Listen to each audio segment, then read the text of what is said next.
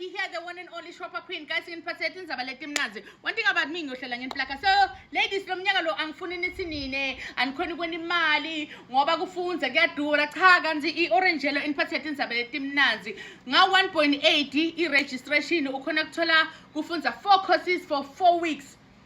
Nails, makeup, when the malashes, and wig installation. Yes, ungiveka 4 courses. So i-Orangelo iyobe itravela ifundisa abantu mahala ha, and indlela engichaza ukuthi uma uqeda kufunza uyakhona ukuthi ugraduate uphinde uthole nekhithi ungakuthola blog.